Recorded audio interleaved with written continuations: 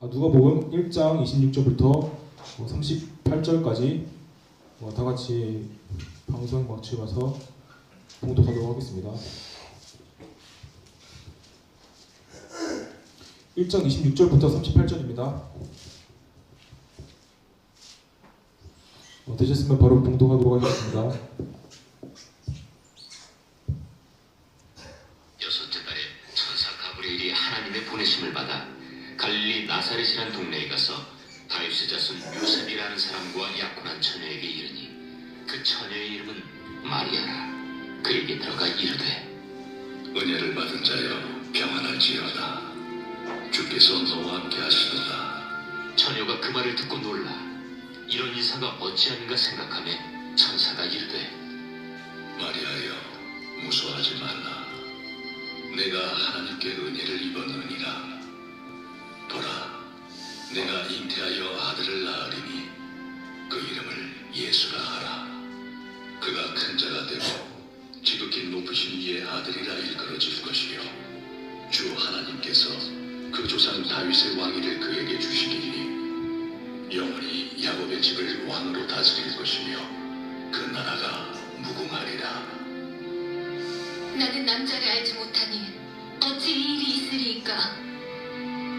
성령이 내게 임하시고 지극히 높으신 이의 능력이 너를 덮으시리니 이러므로 나실 바 거룩한 이는 하나님의 아들이라 일컬어지리라. 보라, 내 친족 엘리사벳도 늙어서 아들을 배었느니라. 본래 임신하지 못한다고 알려진 이가 이미 6달이 되었나니 대저 하나님의 모든 말씀은 능하지 못하심이 없느니라. 주의 여종이오니 말씀대로 내게 이루어지이다. 하매 천사가 떠나가니라. 아멘. 아멘. 마리아의 스테고지라는 말씀을 가지고 목사님께서 말씀 인도하시도록 하겠습니다. 네, 우리 할렐루야로 반갑게 인사합시다. 할렐루야. 네, 할렐루야. 날씨가 많이 추워졌죠?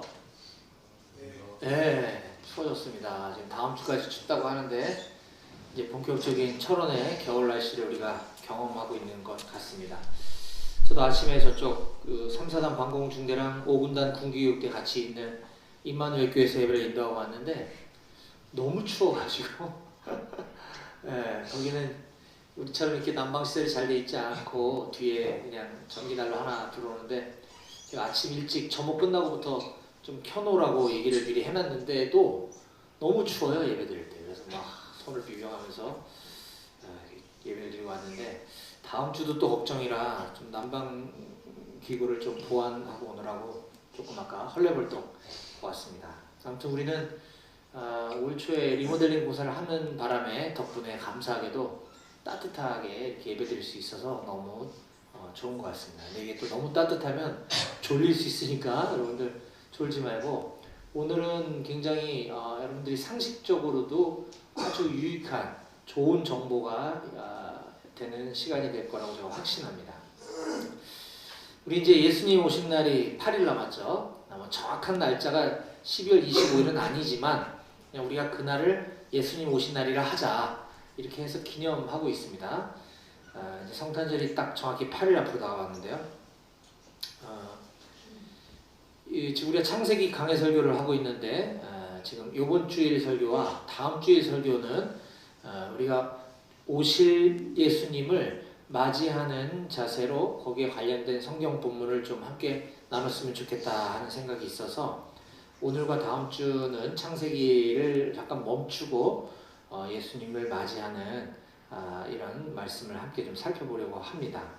그리고 다음 주 주일인 24일 날 예배드린 다음 날인 25일은 월요일이지만 성탄절이기 때문에 동일한 시간에 이곳에서 성탄절 감사 예배가 있습니다. 그래서 다음 주 24일 날 주일 예배도 있고 그 다음 날 월요일 날 25일 성탄 예배도 있다 하는 거 꼭 기억하셔서 24일, 25일 모두 다 예배 나오시기 바랍니다. 그래야 여러분들도 또 뭐 마일리지 혜택도 아마 있지 않을까 싶습니다. 네. 자, 오늘 우리가 읽었던 성경 본문은 마리아의 수태고지라고 하는 내용으로 잘 알려진 본문입니다. 내용은 잘 알려졌지만 수태고지라는 말이 좀 낯선 사람도 있을 거예요. 수태, 그러니까 임신할 것을 천사가 와서 고지해줬다, 미리 알려줬다 이런 뜻입니다. 마리아의 임신을 미리 알려준 사건, 고지, 수태고지 사건이다.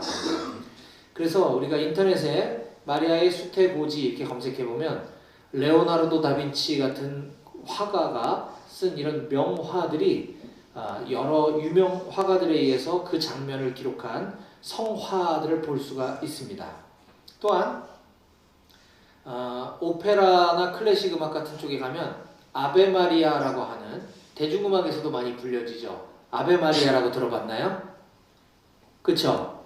네. 이 아베 마리아라고 하는 뜻이 정확히 뭔지도 우리는 모르고 대중음악을 우리가 그냥 이렇게 듣는 경향이 있는데, 그 아베 마리아라고 하는 의미가 오늘 이 본문에서 비롯된 것입니다. 그런데 이따가 제가 정확하게 짚어드리겠지만 이건 성경을 잘못 오역한 것에서 이렇게 비롯된 것이 아베 마리아라고 하는 것인데 차차 좀 살펴보려고 합니다.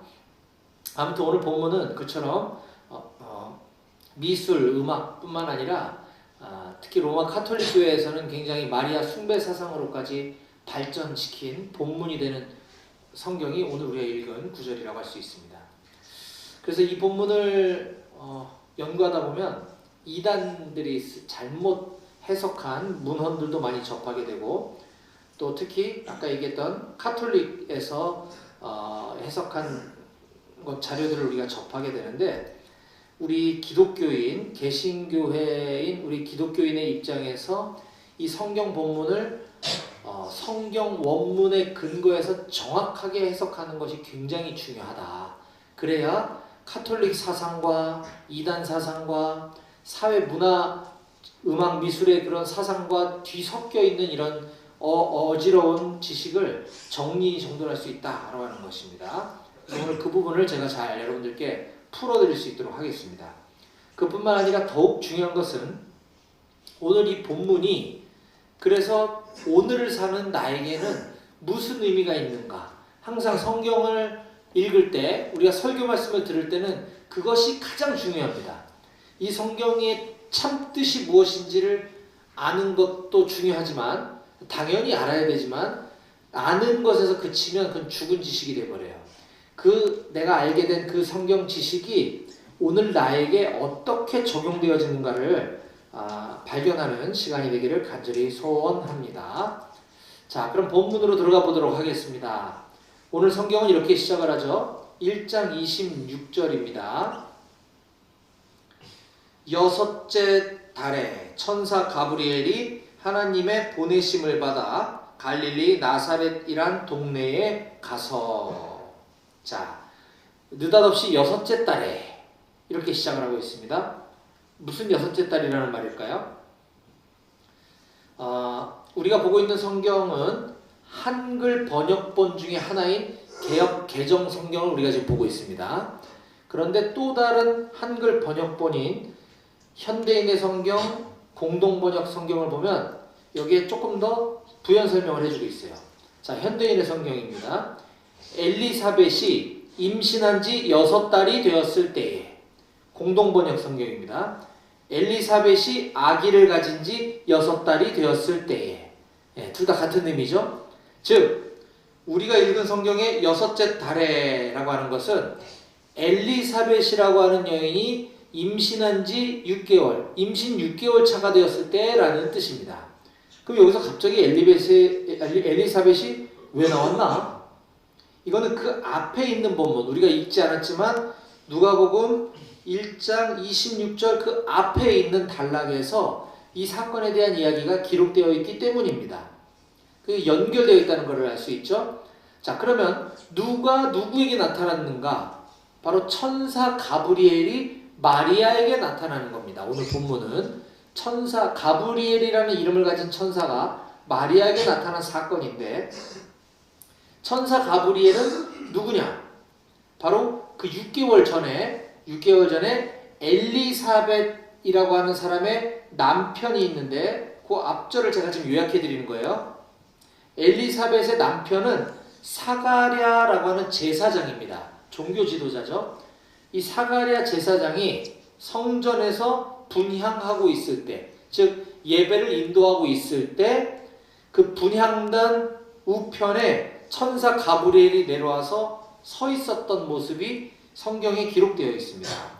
자, 누가복음 우리가 1장 지금 보고 있죠. 7절부터 그 이하를 제가 빠르게 읽어드리겠습니다. 여러분들 성경을 눈으로 한번 보시기 바랍니다. 누가복음 1장 7절부터 제가 읽습니다. 엘리사벳이 잉태를 못함으로 그들에게 자식이 없고 두 사람의 나이가 많더라. 마침 사가랴가, 그 남편이에요. 사가랴가 그 반열의 차례대로 하나님 앞에서 제사장의 직무를 행할세. 그러니까 제사장들이 돌아가면서 예배를 인도했는데 그 순서에서 이제 자기 순서가 돼서 제사장 직무를 행하려고 할 때 그 얘기입니다. 제사장의 전례를 따라 제비를 뽑아 주의 성전에 들어가 분향하고 모든 백성은 그 분향하는 시간에 밖에서 기도하더니 주의 사자가 그에게 나타나 향단 우편에 선지라. 사가랴가 보고 놀라며 무서워하니 천사가 그에게 이르되 사가랴여 무서워하지 말라. 너의 간구함이 들린지라.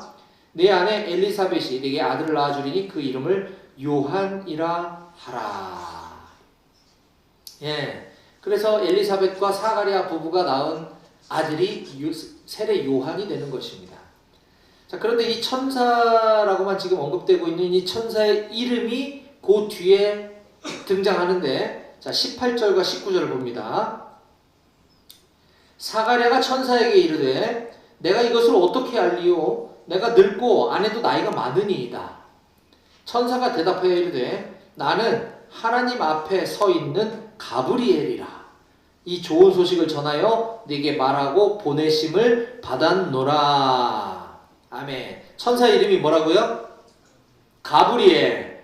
예, 지금 이때 사가랴에게 나타나서 네 아내 엘리사벳이 임신하여 아들을 낳게 될 거다라고 알려준 그 천사 가브리엘이 오늘 1장 26절에 6개월 뒤에 이번엔 마리아, 우리가 아는 그 마리아, 예수님을 낳은 그 마리아에게 또 나타났다라는 것입니다. 자, 여기서 이제 재밌는 정보를 제가 여러분들께 알려드릴게요. 성경에 천사가 총 몇 명, 몇 분, 몇 마리? 뭐라 그래야 되지? 천사를? 몇 분이라고 할게요. 분. 몇 분이 등장하는지 아시나요? 성경에 천사가 몇 분 나오나요? 어렵지요? 예, 요한계시록 8장 2절에 보면 내가 봄에 하나님 앞에 7 천사가 서 있어 7 나팔을 받았더라 라고 기록하고 있습니다. 최소한 성경에서는 7 천사를 지칭하고 있다라는 걸 알 수 있어요. 그런데 이 7 천사의 이름이 뭘까? 오늘 우리가 가브리엘 한 명 알았잖아요. 너무 궁금해서 자료를 찾아봤더니 이름 자료가 있습니다. 그 7 천사의 이름은 우리엘, 라파엘, 라구엘, 미가엘, 사리엘, 가브리엘, 레미엘이다 라고 하는 자료가 있는데 우리가 갖고 있는 이 성경 책에 천사의 이름을 가르쳐주는 것은 딱 두 명이라고 할 수도 없고 이것을 뭐라고 해야 되냐, 2분밖에 없습니다. 천사는 2분밖에 없어요. 이름이 나와 있는 곳은 바로 가브리엘과 미가엘 뿐입니다. 미가엘 천사 들어봤죠? 네, 가브리엘은 오늘 본문이 가브리엘이라고 했죠. 이 두 천사의 이름만 성경이 우리에게 이야기해주고 있고 나머지는 이름을 가르쳐준 적이 없어요. 그런데 어디서 이런 우리엘, 라파엘, 라구엘, 사리엘, 레미엘 이런 천사 이름이 나타났을까요? 우리는 창세기부터 요한계시록까지를 모아놓은 책을 성경이라 하고 이걸 정경이라고 합니다. 정경. 자, 성경은 옛날 수천 년 전부터 하나님의 계시를 받은 사람들에 의해서 쓰여진 책들이 필사되고 옮겨졌고 또 다른 나라 말로 번역되고 하다가 어느 날 딱 발견이 돼서 이것들을 쭉 놓고 보니까 이게 하나의 스토리로 연결이 쫙 되는 거죠. 창세기의 이야기와 요한계시록의 이야기가 연결이 되니까 이거 하나님이 주신 계시의 말씀이다. 그래서 그 오래전부터 내려오던 책들 중에 66권을 정통경전이라고 하자라고 해서 모아놓은 책이 성경인 것입니다. 그런데 똑같이 하나님 얘기 나오고 뭐 아브라함 얘기 나오고 여기 비슷한 얘기들이 나오는데 뭔가 조금 다른데 이런 느낌이 오는 오래된 책들이 있어요. 종교적으로 또 역사적으로 연구해 볼 만한 충분한 가치는 있지만 이거를 정경에 포함시키기에는 좀 그렇다 한 책들이 외경이라고 합니다. 외경은 여러 권들이 있어요. 그리고 이 정경과 외경 외에도 정확하게는 알 수 없지만 저자가 성경에 나오는 유명한 사람이에요. 뭐 도마, 예수님의 12제자 중에 도마가 쓴 책으로 추정되는, 또 하늘을 승천한 구약시대의 에녹이 쓴 책으로 추정되지만 그 안에 내용을 보니까 조금 이건 성경하고 맞지 않고 허무맹랑한 얘기들이 조금 기록되어 있어서 이거는 뭐지? 소설 같기도 하고 애매한데 성경은 아닌 것 같고, 그래서 약간 짝퉁처럼 이렇게 분류된 책을 위경이라고 합니다. 위경. 자, 아까 외경 중에는 뭐 바룩서, 집회서, 토비트, 유닛 뭐 이런 것들이 있어요. 이런 거를 이제 외경이라고 하고, 위경은 도마복음, 마태복음, 마가복음, 누가복음, 요한복음처럼 도마복음, 뭐 에녹서 이런 책들을 이제 위경이라고 하는데, 자, 우리 기독교 개신교에서는 정경 66권만 성경으로 인정을 하고 있죠. 그렇죠? 근데 천주교에서는, 로마 카톨릭 교회에서는 우리가 보고 있는 66권 외에 외경 중에서 7권을 성경에 포함을 시키고 있습니다. 그래서 천주교 성경은 66권이 아니라 73권인 거예요. 그러한 우리가 보고 있는 정경 이외에 외경과 위경에서 그 천사들의 이름이 언급되는 것을 보고 천주교에서는 요한계시록 8장 2절에 나오는 7천사의 이름이 바로 우리엘, 라파엘, 라구엘, 미가엘, 사리엘, 가브리엘, 레미엘이다 라고 이야기하는 것입니다. 자, 그런데 여러분, 이게 얼마나 모순입니까? 정경 66권과 일맥상통하지 않아서 이걸 따로 빼놓은 책들이잖아요. 그 중에서 천사 이름은 갖다 쓰고 다른 건 안 쓰고, 이게 좀 뭔가 모순이 있다는 거죠. 중요한 거는 천사의 이름이 무엇인지를 아는 것은 그렇게 별로 중요하지 않다 하는 것입니다. 다만 성경이 우리에게 알려주고 있는 천사들은 한번 눈여겨볼 필요가 있겠죠. 아까 미가엘과 가브리엘이 있다 그랬죠.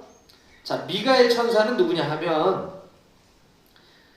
유다서 1장 9절과 요한계시록 12장 7절에 언급되고 있는 천사인데, 이 미가엘 천사는 주로 전쟁을 담당하는 천사입니다. 그래서 천군 천사와 함께 하나님께서 하늘의 군대를 움직이고 우리와 영적 전쟁을 싸워주신다. 이 천군 천사, 이 군대, 하나님의 군대를 주관하는, 전쟁을 다스리는 천사가 미가엘 천사인 것이고요. 오늘 본문에서 언급하고 있는 이 가브리엘은 지금 누가복음 1장에서 2번 나왔죠. 사가랴 제사장에게 한번 찾아왔었고, 또 오늘 마리아에게 찾아오고 있고, 그 다음에 저 구약 다니엘서에 보면 구약 시대에도 이 가브리엘 천사가 나타났던 적이 있었는데, 이 가브리엘 천사가 하는 역할은 뭐냐 하면 하나님의 메시지를 우리 인간에게 전달해 주는 역할을 합니다. 그래서 아까 엘리사벳이 임신하여 아들을 낳게 될 건데 그 이름을 요한이라고 해라 라고 하나님의 메시지를 전달해 주러 왔던 것처럼, 지금 마리아에게도 네가 비록 처녀고 결혼한 적도 없지만 너는 임신을 하게 될 거야. 임신을 해야 돼. 그래서 네가 낳을 아들이 하나님의 아들 예수다라는 것을 메신저로서 알려주기 위해서 온 천사가 바로 이 가브리엘이라고 하는 것입니다.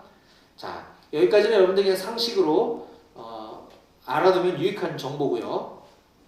자, 이러한 가브리엘 천사가 마리아에게 찾아와서 이렇게 이야기를 합니다. 1장 28절 같이 함께 소리내어 읽어볼까요? 1장 28절입니다. 시작. 그에게 들어가 이르되 은혜를 받은 자여 평안할지어다 주께서 너와 함께 하시도다 하니. 자, 이 본문에서 이제 어마어마한 오류가 발생을 해서 오늘날까지 천주교회를 뒤덮고 있습니다.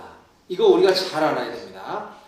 이 누가복음 1장 28절을 제대로 이해하기 위해서는 성경 번역의 역사를 여러분들이 좀 알아야 돼요. 오늘 조금 따분할 수 있는데 상식적으로 굉장히 유익하니까 한번 들어보시기 바라요.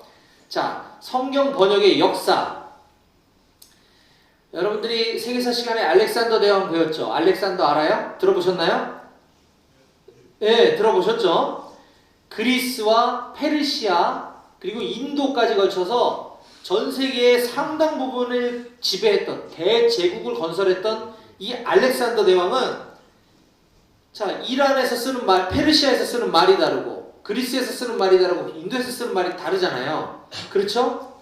그래서 이 알렉산더 대왕이 이 여러 다른 언어들을 통일하기 위해서 코인의 헬라어라고 하는, 코인이라는 뜻은 공용이라는 뜻이에요. 코인의 헬라어로 언어를 통일시킵니다. 그때 당시 구약 성경이 이제 히브리어로 쓰여졌는데 원어가 원래 구약은 히브리어로 쓰여졌죠. 이 히브리어로 쓰여진 성경을 이 공용 헬라어인 코인의 헬라어로다가 구약 성경을 번역하게 되는데 이것이 바로 70인역이라고 하는 성경이에요. 구약 히브리어로 쓰여진 구약 성경을 헬라어, 그것도 일반 사람들이 보편적으로 쓰는 코인의 헬라어로 번역한 성경이 70인역입니다. 그리고 나서 기원 후 AD 3세기경 알렉산드리아 학파 출신 중에 한 사람인 제롬이라고 하는 학자가 이때는 라틴어가 세계 공용어였었어요. 라틴어로 성경을 번역을 하게 되는데 이걸 벌게이트역 혹은 불가타역이라고 합니다. 그런데 이 벌게이트역 성경은 아까 알렉산더 대왕 시대에 번역했던 그 70인역 코인의 헬라어로 쓰여진 성경을 거쳐서 번역을 하지 않고 히브리어에서 바로 라틴어로다가 번역을 하게 됩니다. 이 불가타역이라고 하는 것이. 그래서 이게 트렌트 공의회에서 AD 388년에 인준을 받고 그때부터 공인 성경으로 사용을 하게 되는데 이 불가타역, 벌게이트역 이 성경은 지금까지도 로마 카톨릭 교회의 공식 번역본으로 사용되어지고 있습니다. 자, 이때는 라틴어가 세계 공용어라고 그랬죠. 근데 그 이후에 세계 공용어가 지금은 무엇입니까? 영어죠. 그래서 이 영어 번역본들은 어디서 영향을 받았냐면 바로 이 벌게이트역, 불가타역의 번역에 영향을 받아서 영어로 성경이 번역이 됐어요. 자, 그럼 이 얘기가 왜 나왔냐 하면 이 70인역을 거치지 않고 바로 불가타역으로 갔다가 이게 영어로 갔다가 이게 한글로 이렇게 번역되어 오는 과정 속에서 단어의 오류가 발생한 것이 있단 말입니다. 이게 성경은 1.1획도 변개할 수 없고 이건 완벽한 성경이지만 그거는 원본이 그렇다는 거예요. 근데 원본 성경은 지금 남아있지 않죠. 번역본 성경은 인간이 번역을 했기 때문에 거기에 약간의 오차가 발생할 수 있는데 하나님께서는 그것도 허락을 하셨어요. 근데 중요하지 않은 별로 크게 구원에 영향을 미치는 정도는 아니라는 거죠. 근데 그 중에 하나가 바로 우리가 읽었던 누가복음 1장 28절이 바로 그러한 구절입니다. 여기에 보면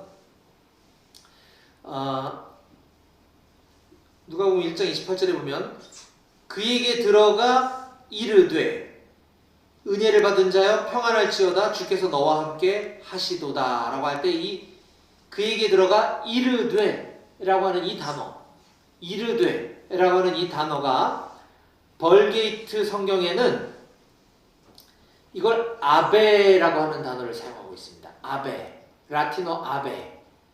그래서 아베 마리아가 나온 거예요. 예. 이 라틴어의 아베라는 뜻은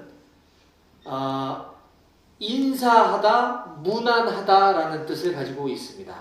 그래서 이 벌게이트의 영향을 받아서 그 다음 세계 공용어인 영어로 번역된 성경에 보면은 이 부분을 누가복음 1장 28절에 이 이르되라고 하는 단어가 greeting이라고 하는 단어로 번역을 하고 있어요. greeting, 인사하다, 무난들이다라는 뜻이거든요.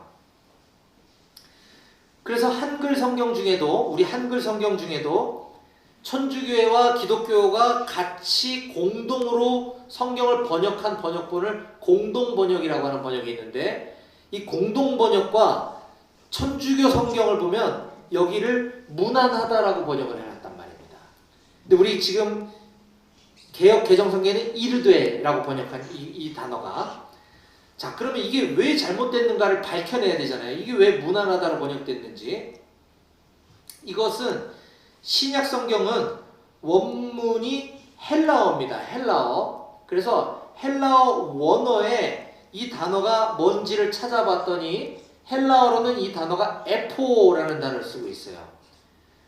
벌게이트어, 라틴어에서는 아베라는 단어가 원래 처음 쓰여졌던 헬라어에서는 에포라는 단어인데, 이 에포라는 단어가 쓰여진 곳을 찾아봤더니 이 에포라는 단어의 뜻은 단순히 말하다, 명령하다, 지시하다, 대화하다, 이런 뜻인 거예요.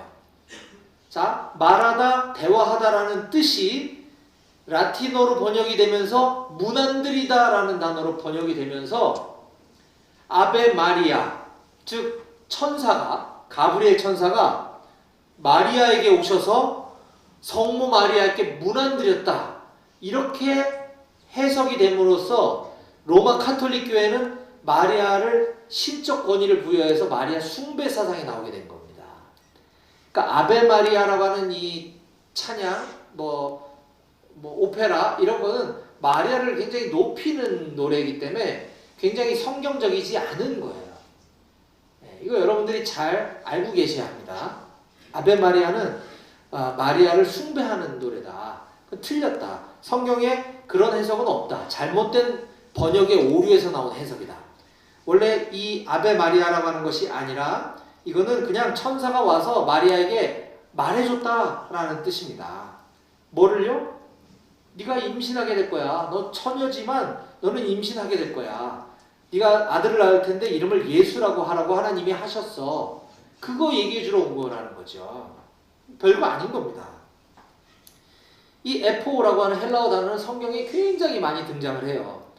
신약에서만 무려 852군데, 누가복음 1장에서만 12번, 누가복음 1장 1절부터 1장 28절까지만 4번 사용되는데 전부 그 뜻은 무난하다는 뜻이 없어요. 그냥 천사가 사가랴에게 말했다. 반대로 사가랴가 천사에게 말했다. 할 때 둘 다 에포 같은 단어를 쓰고 있단 말입니다. 이게 단순히 서로 대화했다는 뜻이거든요. 무난하지 않았습니다. 따라서 이 오늘 성경의 본문의 주인공은 마리아가 아니고 하나님이 주인공이라고 하는 사실을 우리가 명심해야 하는 거죠. 하나님은 천사를 보내서 마리아에게 어떤 내용을 전달해 준 것에 불과하다. 마리아한테 찾아가서 예수를 낳을 성모님이시여 하면서 막 이런 거 없다라는 겁니다. 잘못된 거다. 그래서 우리가 마리아를 바라볼 때 그럼에도 불구하고 마리아를 뭐 너무 나쁘게 볼 필요는 없습니다. 마리아가 무슨 잘못을 했습니까? 마리아는 잘못한 게 없어요. 인간들이 그걸 잘못 해석해서 신격화시킨 것이 잘못이라는 거죠. 마리아는 정말 상식적으로 이해되지 않고 받아들이기 너무 힘든 상황인데, 정혼한 남자가 있어서 곧 있으면 결혼식을 올려야 되는데 내가 처녀인데 갑자기 임신했다 그러면 이 돌 맞아 죽을 일이잖아요. 의심받기 딱 좋은 상황이죠. 그럼에도 불구하고 마리아는 믿음으로 그걸 받아들이고 아멘 했기 때문에 우리가 존경하고 우리가 따라야 할 위대한 신앙의 선배이지만 그가 숭배를 받을 대상은 아니다 라는 것을 우리가 정확하게 짚고 넘어가야만 할 것입니다. 자, 이제 짧게 오늘 본문을 통해서 우리가 얻을 수 있는 교훈에 대해서 한 몇 가지, 3가지 정도만 정리해서 말씀드리고 마치도록 하겠습니다. 자, 이러한 마리아는 인류 역사상 전무후무한 엄청난 축복을 받은 사람이면 틀림이 없습니다. 그렇죠? 하나님의 아들인 예수님을 임신하고 출산한 단 하나밖에 없는 역사 속의 인물이니까 얼마나 놀라운 은총을 받은 사람입니까? 그렇죠? 네. 근데 마리아가 뭐 똑똑한 게 있거나 뭐 잘한 게 있어서 하나님이 예뻐서 그렇게 해주셨을까요? 그런 건 없어요. 마리아가 뭘 특별히 잘해서 하나님이 마리아에게 예수님을 임신시켰다. 이런 기록은 없습니다. 그냥 이름 없는 저 시골 출신의 그냥 보잘것없는 여자아이, 그냥 처녀 한 명에 불과한 것이에요. 그냥 하나님이 그렇게 하신 겁니다. 하지만 그 마리아는 하나님의 아들이신 예수의 육신의 엄마가 되었습니다. 엄청난 축복이죠. 그럼 우리는 어떻습니까? 우리는 하나님이 아들 삼아 주셨어요. 그렇죠? 예수님도 하나님의 아들, 우리도 하나님의 아들. 그래서 우리는 예수님과 형제지간인 거예요. 네. 엄청나죠? 하나님이 우리를 아들 삼아 주셨다니까요. 우리가 뭘 잘해서? 그냥요. 그냥. 하나님께서 그냥. 그래서 마리아가 와 정말 부럽다. 마리아 진짜 좋겠다. 아니라 마리아와 우리는 동일한 신분을 가지고 있다는 것을 꼭 기억하시기 바랍니다. 하나님께서 저와 여러분들의 죄값을 그냥 갚아주시고 아들로 삼아주셨다라고 하는 이 놀라운 축복을 반드시 기억하는 여러분들 되셨으면 좋겠어요. 자, 그 다음에 마리아의 입장에서 보면요. 아까도 잠깐 제가 언급했지만 도저히 이해할 수 없고 납득할 수 없는 억울한 일이 생긴 겁니다. 이건 기쁜 일이 아니에요. 시간이 지나고 나니까 예수님의 육신의 엄마가 돼서 이렇게 추앙을 받는 거지만 이때 당시에는 정말 미치고 팔짝 뛸 노릇이었겠죠. 처녀가 어디서 임신을 하고 오다니. 이거는 소방 맞을 일이거든요. 이때 당시엔 돌로 때려 죽여도 아무렇지 않은 상황인 거예요. 아주 불결한 여자가 돼버린 거죠. 억울하게도. 하지만 마리아는 그러한 억울한 일 가운데서도 이걸 믿음으로 받아들였습니다. 자, 여기에 우리가 깨달아야 될 중요한 교훈이 메시지가 있는데요. 예수님을 믿는다는 것은 이제부터 모든 일이 잘 풀리고 만사형통하는 것이 아니라고 하는 사실입니다. 네. 마리아는 이것 때문에 파혼당할 뻔했어요. 예수님을 믿고 때로는 억울한 일을 당할 수도 있고 말도 안 되는 일이 생길 수도 있지만 하나님께서 그 일을 허락하신 데에는 이유가 있다. 시간이 지나고 보면 그것이 놀라운 축복이 된다라고 하는 사실을 꼭 기억하시기 바랍니다. 당장은 이해가 안 되고 당장은 내가 손해를 볼 수도 있고 당장은 내가 억울한 일을 겪을 수도 있습니다. 예수님 믿고 나서. 하지만 지나고 나면 이 모든 것이 축복이 되는 줄 믿으시기 바랍니다. 아멘. 마지막 교훈은요. 마리아는 이와 같은 비상식적인 일, 어떻게 처녀가 임신을 합니까? 본인은 알겠죠. 내가 나쁜 딴짓하지 않았다는 걸 본인은 안단 말이에요. 과학적으로도 도저히 납득이 안 되는 이런 비상식적인 일에도 믿음으로 아멘하고 순종하는 모범을 우리들에게 보여주고 있습니다. 머리로 이해되어지는 상식을 우리는 믿음이라고 얘기하지 않아요. 비상식적인 것. 천지를 만드신 전지전능하신 하나님이 알지도 못하는 나의 죄를 갚아주기 위해 하나밖에 없는 아들을 십자가에 달려 죽게 하셨다? 이게 어떻게 상식적으로 이해가 됩니까? 그리고 우리는 그걸 믿기만 하면 천국에 간다? 머리로 도저히 이해가 안 되는 거죠. 비상식적입니다. 기독교는 비상식적이에요.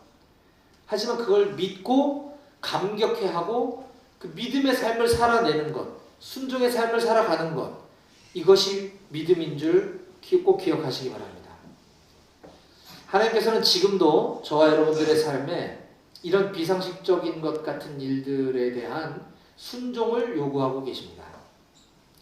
머리로 다 계산해보고 머릿속으로 상황과 환경을 다 따져보고 이해가 되면 따르고 이해가 안 되면 많은 것이 아니라 도저히 지킬 수 없을 것 같고 불가능할 것 같은 이런 상황에서도 순종할 수 있는 믿음의 삶을 살아갈 수 있는 저와 여러분들이 다 되실 수 있기를 주님의 이름으로 간절히 부탁드립니다. 아멘. 기도하시겠습니다.